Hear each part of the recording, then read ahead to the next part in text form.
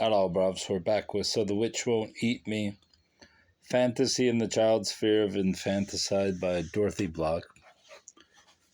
We're in Chapter 12, The Home Stretch. I believe this is the persistence of childhood fantasies in adults.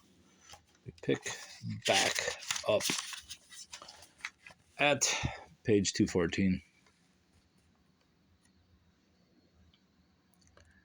It was difficult for her to acknowledge it, but then she remembered that she had always thought him dangerous. And there's the train. I do live at a train junction, so it's natural there should be trains.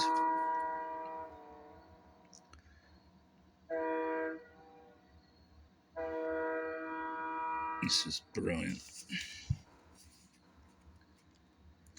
It was difficult for her to acknowledge it, but then she remembered that she had always thought him dangerous. Whenever he cut her hair, for instance, she feared that he would kill her with the scissors, not intentionally, but only because they were handy. A thoughtful guy. As a matter of fact, she had always thought he would kill her, but inadvertently, if the opportunity presented itself.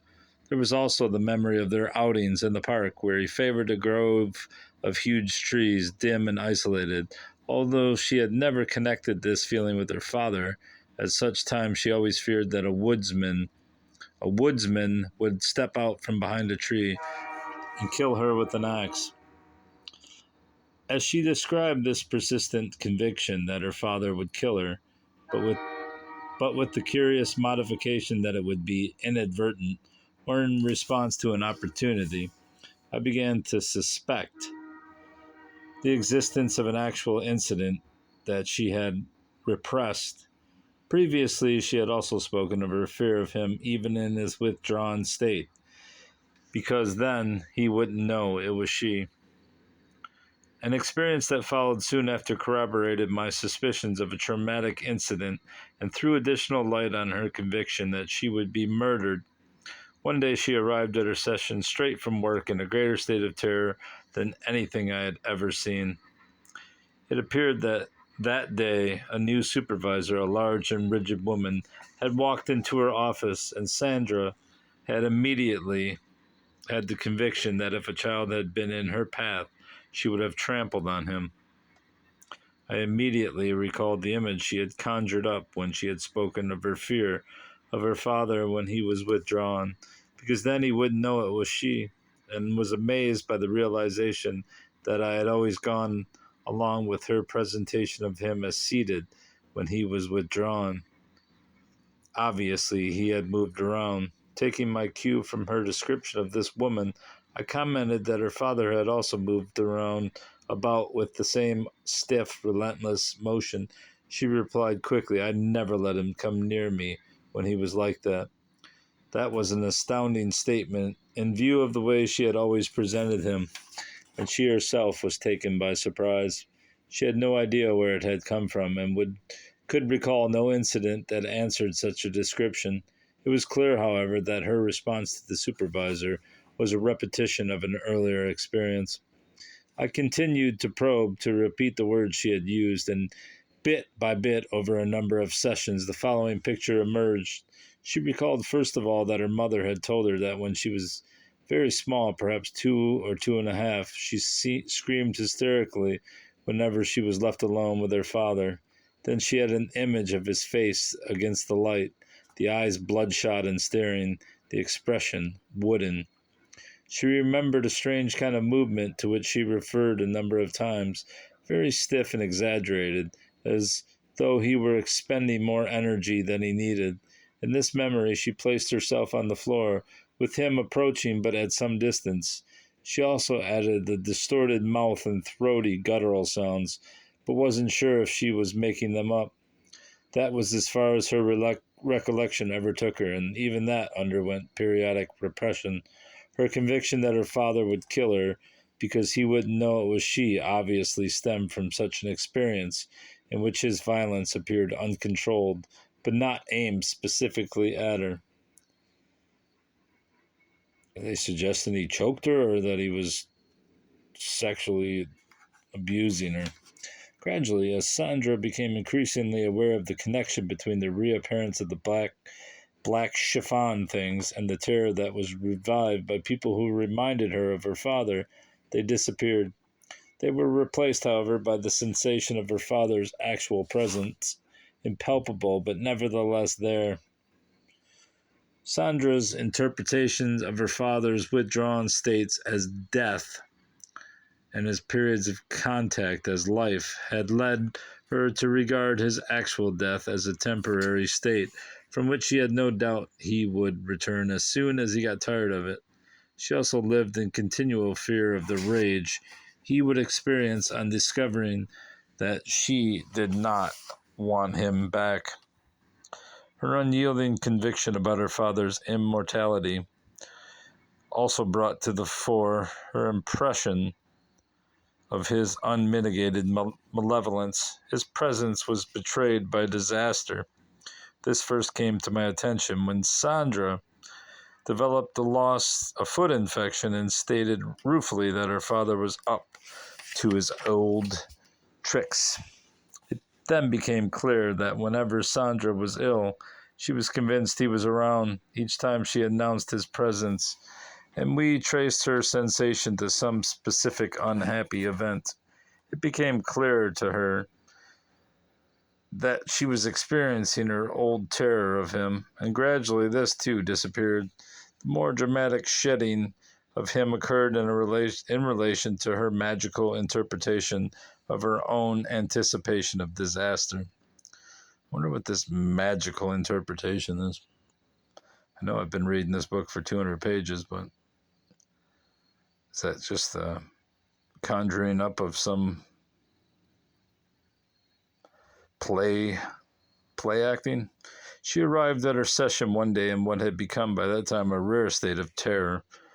A cousin had given birth, and although both mother and child were fine, the mother had had an extraordinarily difficult period of labor. The disturbing element for Sandra was not the fact of the difficulty, but her own foreknowledge of it. She had kept the pregnancy secret from me because she feared that such a revelation would magically reinforce the possibility of disaster. When I explored the real grounds for her fear, it became clear to her that her cousin's abnormal physical condition had led very naturally to Sandra's anticipation of trouble. She was completely taken aback by this simple cause and effect explanation that had nothing to do with her father's powers. Following this session, she stated that for the first time she felt her father was really gone.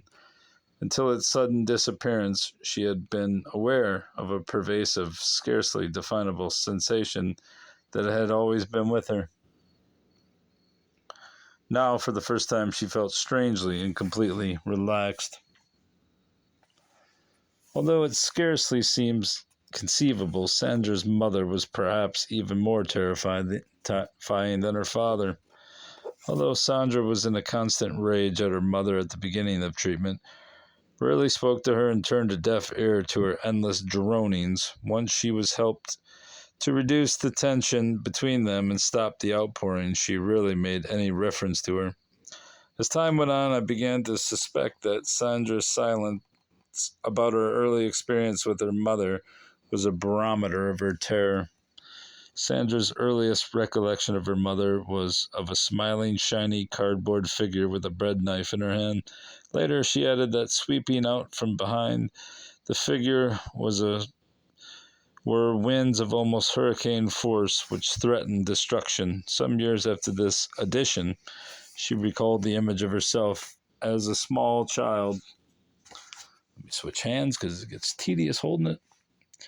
In terror, with her back against the wall, of herself as a small child seated in terror with her back against the wall, while this huge shiny cardboard figure of her mother with the bread knife glided over the surface of the kitchen floor.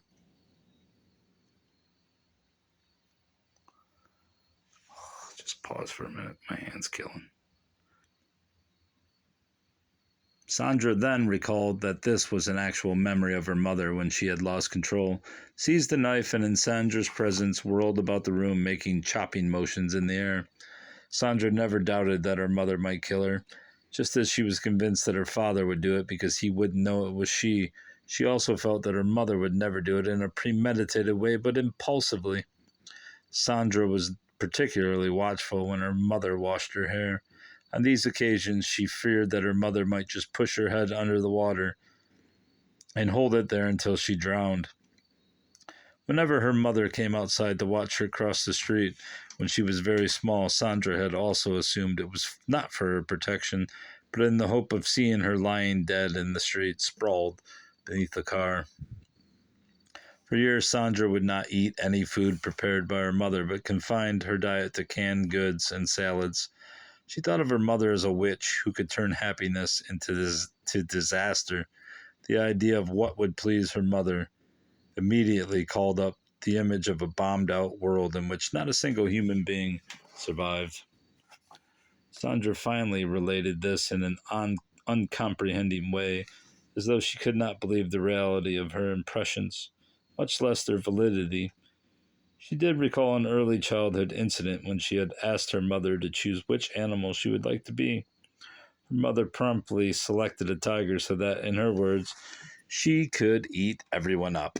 She disclosed that attempts to approach her mother with any of her needs were met by a flood of tears that soon silenced her.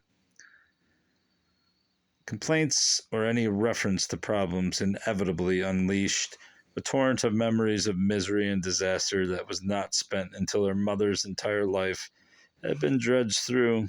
When provoked to anger, her mother became speechless and could emit only weird sounds.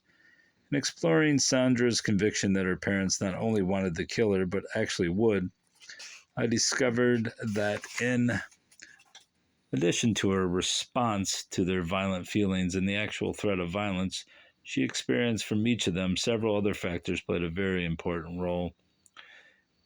When she first voiced her belief that she would be killed, I proposed that she was convinced her parents had killed her brother. She was surprised by my suggestion, but even more surprised that she didn't immediately reject it. It sounded right, even though she knew he had died in a hospital. She recalled the strange feeling she experienced whenever her mother spoke of her brother. He was always sickly and whiny, and her mother described how, when he started school, and for some time afterward, he insisted that she remain right outside the door of the classroom. In relating this to Sandra, her mother spoke with anger and annoyance, as though she still resented it. Sandra was convinced she didn't love him, and she always felt uneasy when her mother referred to him. Another factor underlying her conviction that she would be killed was related to the violent Chicago neighborhood in which she had grown up, and to the number of people whom she knew who actually were killed. In response to my questioning, she mentioned 4 right off without thinking. It led me to believe that she might come up with additional memories if she gave it time. The earliest occurred when she was 4. The man next door, whom she visited often, pushed his wife through the window in a drunken fit of rage and killed her. Then there was the man who was found murdered in an alleyway across the street. Around the corner, a man had clubbed his wife to death, and another killed his wife by throwing acid at her. It didn't seem unusual to Sandra for people to kill each other. A third factor emerged in the course of her treatment when she and her mother moved from a small brownstone in the city to an apartment house, and she expressed a fear of big buildings. When she was a child of 5, she stated she had seen a big building that quivered away. There was a loud noise, and they ran and arrived in time to see the debris. Again, 2 years later, someone suddenly announced that a building was about to collapse, and again they ran and arrived as the dust was settling. Just before they had left Chicago, she had also gone to a favorite restaurant that she hadn't visited in some time, only to find that it too had collapsed. It was clear that the big buildings Sandra was afraid of were seen from the vantage point of childhood, and were considerably smaller and less substantial than the brick apartment building that was inspiring so much fear. Once again, the detailed description of the frightening experiences of early childhood was followed by a radical alteration in Sandra's physical sensations. For the first time, her neck and shoulders felt relaxed and without tension. Just as Sandra had responded, whoa, almost lost the page, had responded to her father's murderous feelings by projecting them onto a world that became inhabited by creatures in shades and black chiffon things, all of which were especially bent on destroying children, and by dead people who walked the earth at will. She developed another fantasy that was the projection of her mother's equally murderous feelings. When she first came to see me, she reported that one of her problems was her inability to remain in the same room for any length of time, a symptom that actually ruled her life since it determined her choice of job as well as all of her other activities. On investigation, it appeared that she feared she would be smothered, that the walls would close in. She had mentioned, as noted earlier, that her mother rebuked her from time to time with the story that, from the age of 1, she had always vomited at the sight of her mother's breasts. From this, I was able to reconstruct with her the possible smothering sensation that she might have experienced as a nursing infant beneath their weight. In addition, she related that when she was ill as a child, she frequently slept with her mother. At such times, she was in terror that her mother would roll over and smother her. Following these explorations, she no longer needed to project the smothering sensation onto walls. The symptom disappeared, allowing Sandra to return to school and to find employment that required that she remain in the same room for many hours. Besides projecting onto the world the dangers that she absorbed from her parents, Sandra defended herself by reducing her vulnerability to attack. She accomplished this by fragmenting her self image and, like Janet, by creating the fantasy that she was shadowy or even invisible. Early in treatment, it became evident that she experienced great anxiety at the necessity of describing anyone, a task that required that she present a unified impression of the person. It developed that the image of herself that she preferred was the memory of her shadowy and splintered reflection in an old blackened mirror of her childhood. Later, when I called attention to the carefully restricted nature of her communication, she admitted that not only were there certain areas she would not discuss with me, but also that she made it a practice in all of her relationships always to admit a segment of her experience, usually a different one, so that no person in the world obtained the complete picture of her. As long as nobody had all the pieces, she felt she was less likely to be destroyed. The need for self-deception, which had transformed her father into a sweet, helpless, and passive man and herself into a nasty, mean, ill-tempered child, kept her involved, as it had Norma, in establishing a simultaneous image of both her worth and her worthlessness.